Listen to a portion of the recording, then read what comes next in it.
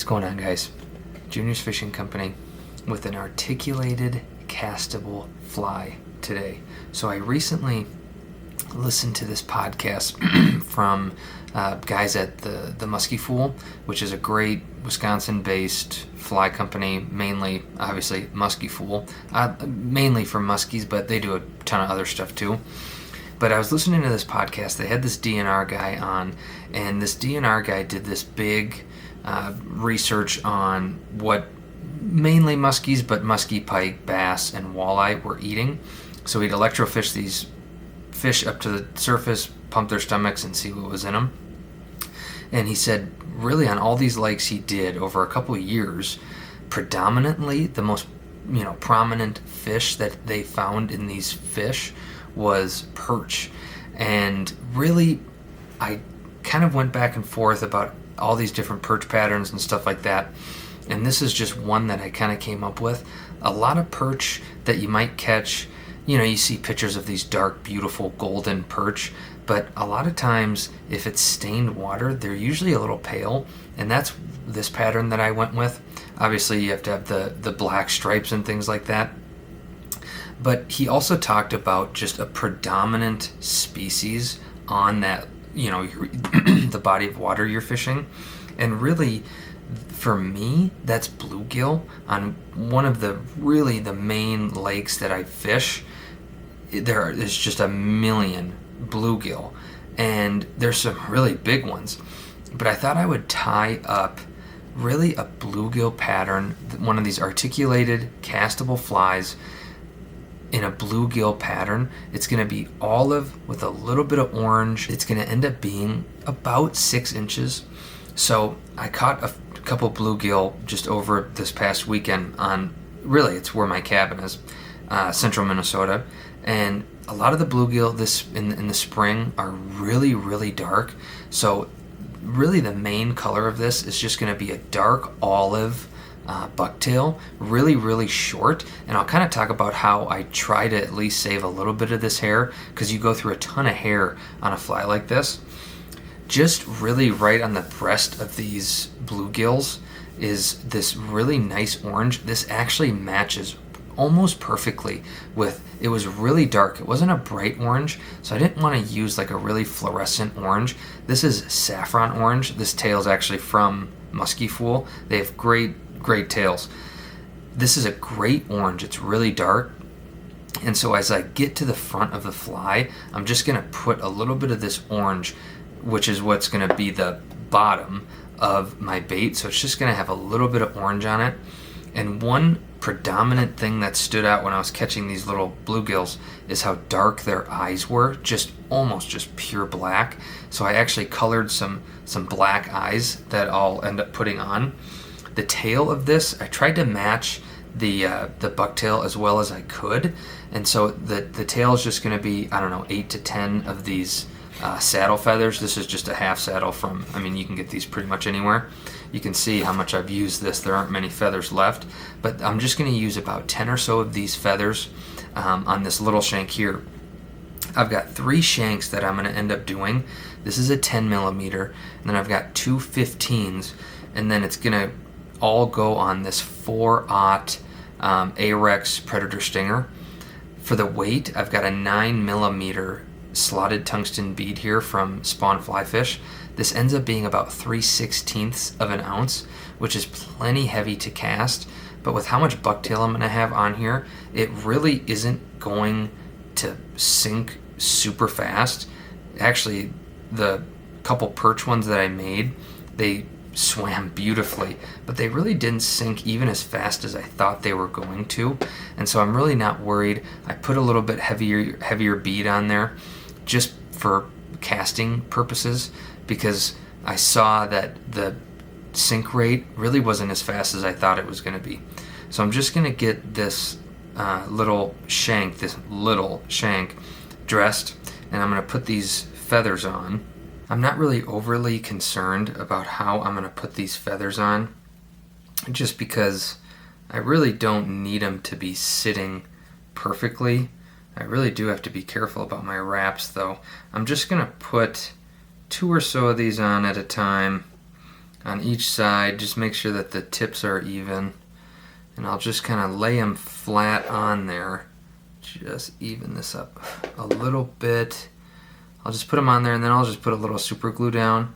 I was kind of hoping to fit a little bit of bucktail on there.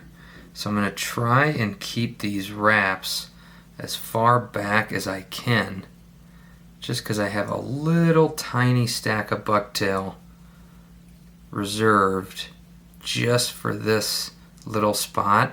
So I've got just a tiny little stack of bucktail, and I'm just going to even up these tips, and I'm just going to put it right with this little 10 millimeter shank has a really big eye, and so I've got plenty of room, and this isn't the front of my fly, so I've got plenty of room to really, I can crowd this as much as I want, and it's not going to change the look or anything like that. I just want to make sure, I have a feather, I just want to make sure I can get this spun around. I'm so close to my vise that it can be a little bit tricky pushing this stuff around. I'm just going to use kind of the tip of my fingernail, although I don't have much for fingernails, but I'm just going to get that pushed around. I need a bodkin. I'm going to push this right down to there. Again, I just want a little bit.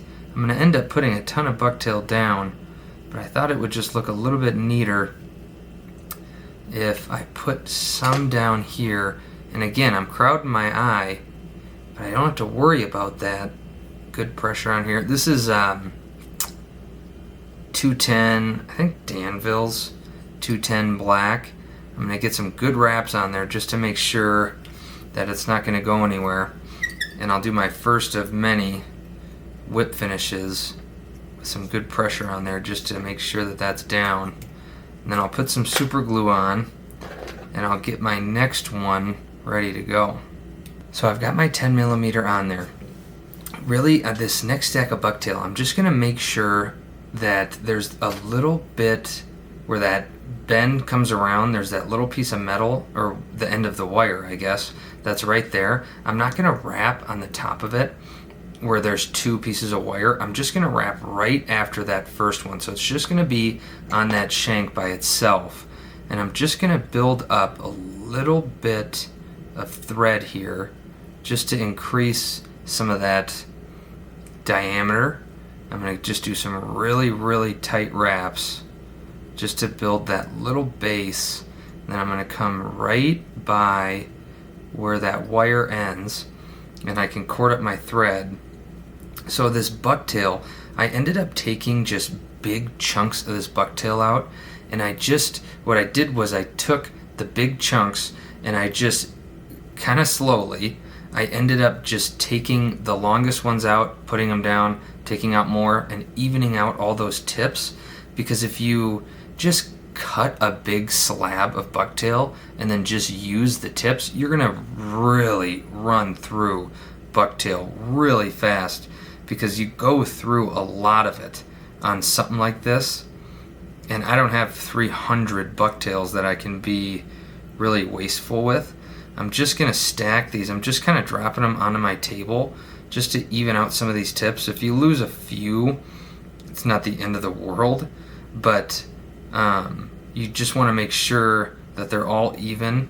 And really, again, you just want to waste as little as you can, especially because this bucktail is pretty good. I'm using really stiff fibers on this.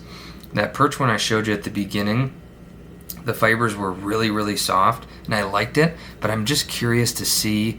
I want to keep a lot of that body, because bluegills are so tall that I don't want it all just to fold down in the water. So I'm using a little bit stiffer bucktail on this just to see if I can't keep some of that big body.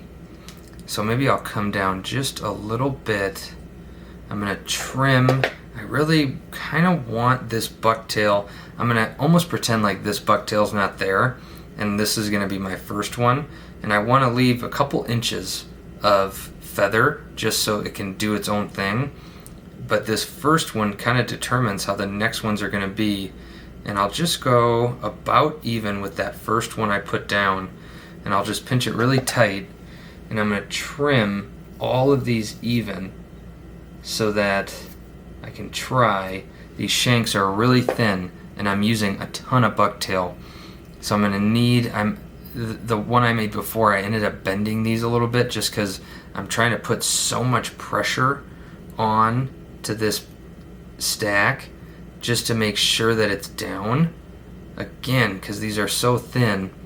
So I put down just a little bit of extra thread, and I'll just kind of comb these out. Then I'm just going to push straight down and get that pushed around. And then I can push on the sides to make sure that it kind of gets even. And I can just check it. Again, this is really close to my vise, so I'm not going to get a really good view of how it's really going to look, but I just want to make sure that that bucktail looks pretty good. I'm going to pinch it right on the sides just to get most of that body kind of on the sides, kind of like a deceiver, I suppose. And then I'm just going to really test the limits of this thread and pull down. Every once in a while I'll break some 210, and this would be one of those times, because again, I just want to make sure that this bucktail doesn't go anywhere. And I have plenty of room on that eye where I don't really need to trim this at all, but if you are really picky, you can end up trimming this out. I really don't care though.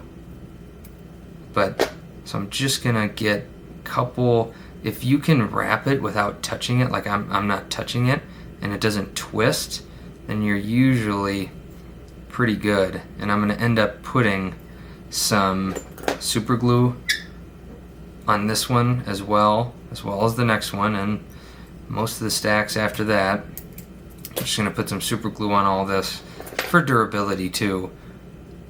So I'll trim that off, I'll put some super glue down, and we'll keep going. So I've got another 15 millimeter shank here, and this next stack is just gonna be a little bit shorter than that last one I put in. I just don't want it running right up to that first one that I put in. So I just want to make sure it's either about the same. I mean, really, it doesn't matter, but I just want it to be about the same, a little bit shorter. So I'm going to come here, same thing as I did before. I'm just going to line up that hair with the eye of this shank. Couple loose wraps, get that down. Then I'm going to end up taking it and pushing it around, pushing it straight down with some pressure. Get that down, pinch it on the sides, and then really ream on it. And I just want to make sure that I get my 360 coverage. Again, it's tricky because I'm so darn close to this vise with this hair. And I'll just push a little bit of that up just to get it on that side, just to make sure I don't have any open spots. Just want to make sure it's even. Then I'll get some of these really tight wraps. I'll kind of pinch and just really push down on it. I'm leaving a ton of room for these wraps because I just want to make sure, again, this shank is so thin that I want to make sure that this hair isn't going to go where it's not supposed to fall off on me. And what I'm going to do is, after this, I'm going to connect this to my 4-aught, and I'm going to put down some flash, just a little bit, because the bluegill I was catching, you know, they're not crazy, flashy, shiny fish swimming in the water, you know. They're almost a little dull. So I'm just adding a little bit of flash, because anything's going to, you know, look shiny when it's sunny out in clear water. It's going to reflect light.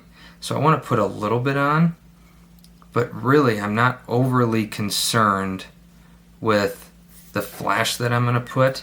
I'm more concerned with the color and the size and stuff like that. So I'm just going to whip finish here, put some super glue down, and we'll get this on our hook. Alright, so I've got my articulation on. You can articulate this, you can put whatever you want on. You could put a bead on there, you could use monofilament, you can use wire, whatever you want. I just got a bunch of these super, not cheap, I mean it's pretty stainless steel. I got like 200 of these little shanks from like Temu or something like that. It was like 90 cents. So I just bought a bunch of them, and so I just cut them to how long I wanted it. You can put them as long as you want, but I wanted it just off. I just really like these because it's a really wide circle or hole or whatever you want to call it. So I really like them because it's going to allow this articulation to move. So as I progress onto my hook, this hair is going to get a lot thicker now, and I kind of started going down the bucktail, so there should be a little bit of flare in some of this. This hair is so thick and stiff that there might not be a ton on there. I'm going to put this on a little bit longer than the other ones just because I have a little bit bigger of a gap here that I want to fill, and so I'll just end up kind of putting it just like that. I just put down some super glue. You really don't have to put that down, like, you know, there's not a hook on it. So I'm not too worried about it. Some super glue and a few wraps, and you should really be good to go. Again, there's not going to be much pressure on there unless I'm reeling it in or casting it. So I'm not too worried about losing it. It'd be kind of funny if I did. So I'll put a couple wraps on there, and I'm just going to push that down. And again, I want to evenly spread this out. I didn't really measure how much bucktail I was using. I've gotten kind of into that, measuring how much bucktail I'm using, and there really isn't a lot of flare in this at all, which is fine. But I didn't measure any of this out, so we'll kind of see how it goes, kind of doing this quick. So I'll just push some of this on the other side of my hook shank here, just to make sure I'm getting everywhere I want. Just push that around. Wish there was a little more flare in here, but that's alright. So I'll push this, and I'm going to pinch and pull down really hard because I want to build a little bit of that silhouette. I want it to be taller and thinner than either one. So I'll get this really wrapped down, and this is where I'm going to put a little bit of flash, and then I'm going to end up skipping about 15 millimeters. I'm just going to end up putting my next stack of hair right by my bead just to kind of keep that little gap, and I can kind of just pull this hair up a little just to get some of that flare in there, because I do want it a little bit puffier. You just pull it up a little bit. Now this is going to end up fishing hook point up, so you want to start keeping that in mind if you start putting colors down and stuff like that. When I put that orange down, I want to make sure that if it fishes like this, that orange should be on the bottom, it shouldn't be on the top. So I'm just going to get a little bit of super glue. Well, maybe I'll put my flash down. So this is just Mirage, I believe, Flashaboo, in just like olive or something. It's not a super bright, crazy, flashy tinsel. It's just pretty subtle. And so I'm just going to put this down, and I want to bring it to about where my feathers are going to be. Maybe a little bit longer, not past my feathers, but just to my feathers. And I'll just kind of put that right on the top. I'm going to spread that out just a little. Again, I'm not going to go super detailed on this flash. It's just supposed to be just a little subtle. I'll get a couple wraps on there. I prefer just to trim it off and put more on what's going to be the top now. Just to put more, I just prefer to cut it and restack it on there. I'll kind of split these. I don't know, there's probably 8 pieces on here. So I'll just push those right up to there, and I'll get that on there. Just wrap that right on top, and I've already spread them out as much as I need to. Just get those down. I could fold these back and put more flash. You can put as much flash as you want. I just wasn't seeing a ton in those bluegill, so I'm not gonna get overly worried. I'll bring my thread all the way up here. I'll get my super glue down, let that dry a little bit so it doesn't stick to my hand, and then we'll keep on keeping on. So I'm going to put this next layer of bucktail down, and then I've got just a little bit of that saffron orange that I'm going to put down. This is where I'm going to start kind of adding in some of that color of that bluegill on the breast, or whatever you want to call it. I'm just going to put a little bit right behind my bead, and then I'm going to put a decent chunk about halfway up on this hook, maybe right before I put down my final green bucktail stack. I don't want it to be too prominent, but I want it to be visible, so I'm going to try and put 2 stacks of it, it'll really stand out from this dark olive bucktail, but I want to make sure that it is visible. I don't want to just bury it under all of this green. So I'm going to put it in after this one, just because it is clearly visible on those bluegill that I was catching. So I'll get that spun around on my hook. Remember, this is going to be the top because it's going to swim hook point up, so I want to make sure that I get plenty of bucktail up on top of this. Loosen up my thread a little bit and just twist that, feed it around my hook, make sure that it's all where I want it to be. There's a little bit of flare in this. I did trim these bucktails hairs pretty short, some of them, and usually the most hair is kind of in the base of the hair, or the air is in the base of the hair, and so you can't see it as well, the flare, when you trim them so much. But so I'll just get that mashed down. Got some hairs that, make sure that's down. So then I'll grab this little stack of orange, and again I want to make sure it's going to swim hook point up, and that little breast part is going to be obviously on the bottom. So I'm going to put it what looks like on top when it's really going to be the bottom. So you want to make sure you know which side your hook is going to swim. And maybe I'll just come right by my bead. I'm just going to push this right into that little notch that I had left. And I'm not really going to twist this much.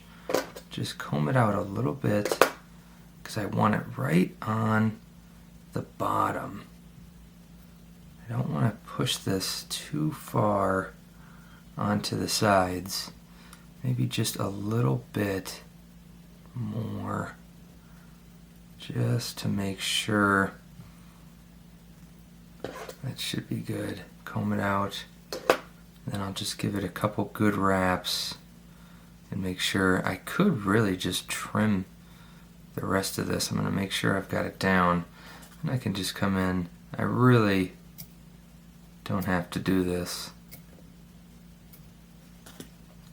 And then I'm maybe just do a half hitch here, and then I'll put some super glue down, and then I can just start my thread up by my bead. So I've just got 2 little bucktail pieces I'm going to put on. I'm just going to put this orange one on, this saffron orange on first. I was going to put it on second. I'm kind of going back and forth, but I'm for sure thinking about it too much. I just want this to kind of run evenly with that first one I put down. So I'm going to put this down. It's going to be really short, and it's not a ton of hair. I don't want to get too close to this bead because then it's just going to be pushed up a ton. But I definitely want enough room where I'm going to be okay with my green hair. So I'm kind of in a little bit of a tight spot, not tricky spot. I don't want to run out of room, and these tungsten beads are significantly big. So I'm just going to kind of try to make sure that I'm just going to pull that one out, that I don't spin this all the way around. I want some black there because this should not be all the way around. So I'll just put some pressure on there. That should be good, and I'll just kind of pinch this just so it doesn't twist on me. And once I get some good wraps on there, then it shouldn't spin anymore. And I'm just going to trim off these little butts just so I have a little bit more room.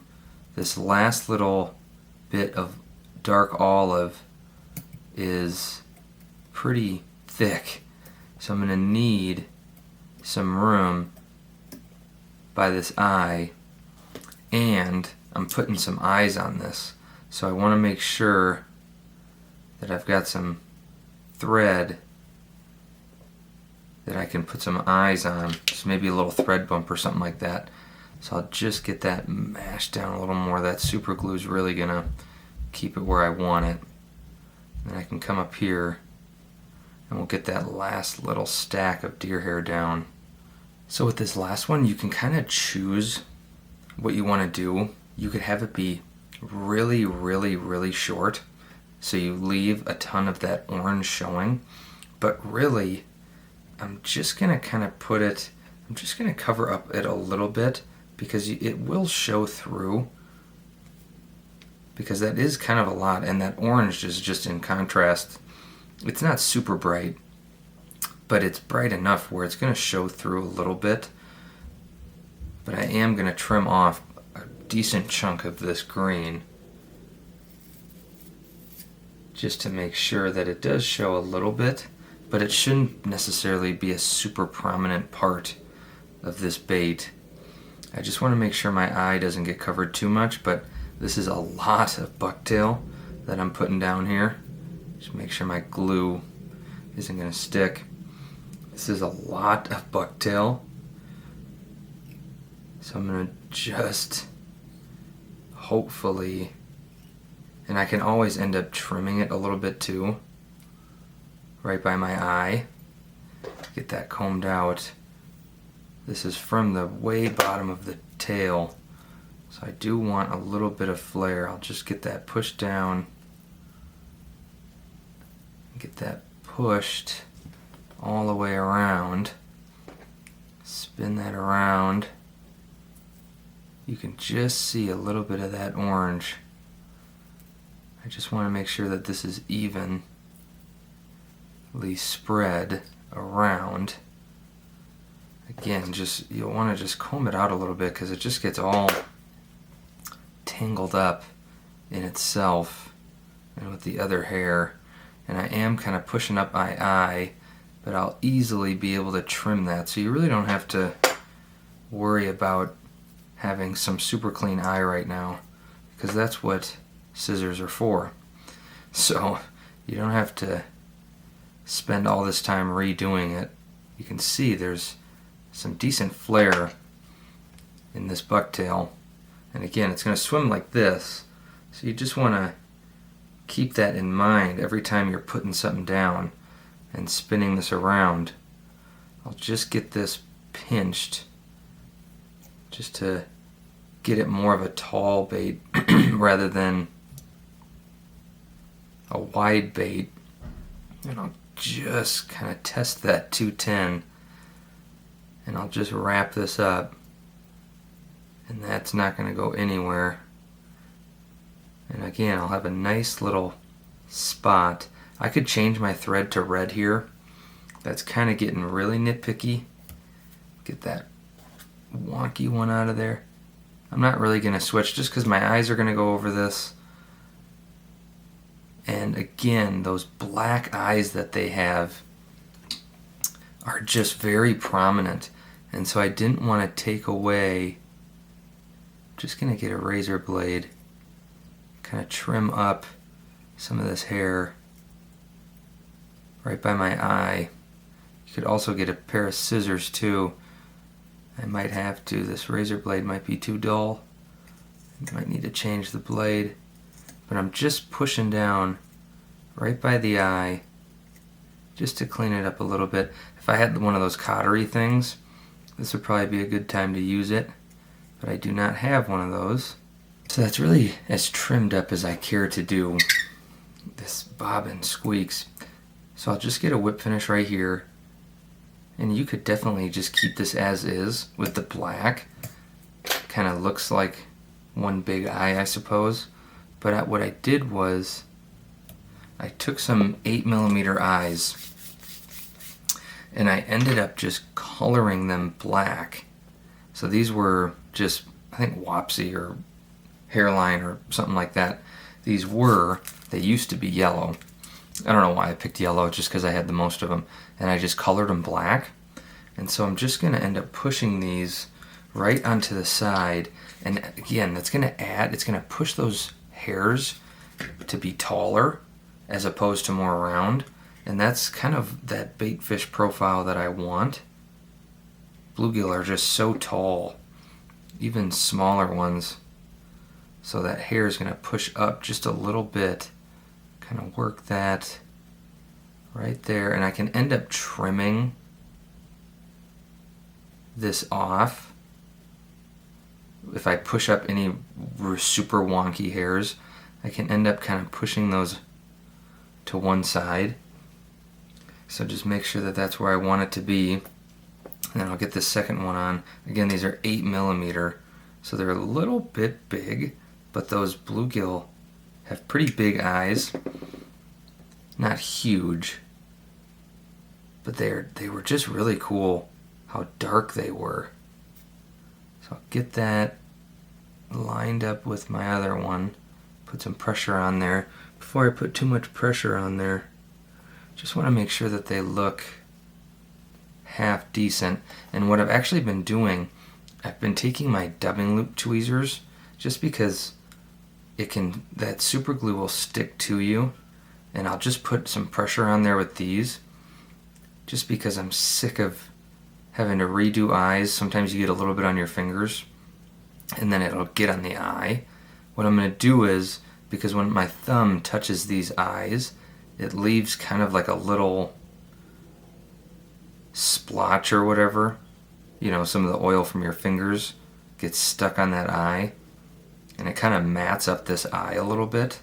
So what I'm going to do, now that that's glued down, I'm going to take just a little bit of, this is just, if I had some bone dry, I would probably use that. But this is just Solares thin. I'm just going to put a little bit on this eye and just move it around just to kind of add a little bit of, I don't know, you could call it gloss or whatever you want. Just gonna put that all around my eye, and I can just zap it and it'll add just a little bit. I don't care about durability here. These eyes don't last forever anyway, and so this is not necessarily for durability. It's just to add. I don't know if you're going to be able to tell which eye has the UV on it. Maybe that's more of a personal thing for me. But I'm just going to get this one UV'd up as well. And then that will really be it. And there's just a couple little hairs here that I'm just going to trim off. just for me being picky. So we can see that this bait ended up being, let's see here, about a little over 6 inches, 6 1/4, which is kind of, I mean, perfect size little bluegill. You don't want it too big, but you definitely want it a little bit bigger. I wanted it to be at least 6 inches. And so this little articulation, these things just move in the water. But little bluegill, spring bluegill pattern, that little orange on the bottom, just to make it stand out to a fish, with the really black eyes, little subtle flash in there with the hackle tail. It'll just dance in the water. Castable fly, 3/16 ounce little tungsten bead hidden right in there. This will cast plenty far, especially when it's wet. Nice little bluegill pattern. Junior's Fishing Company. Like and subscribe. Drop some comments below. It's fishing season. We'll see you in the next one.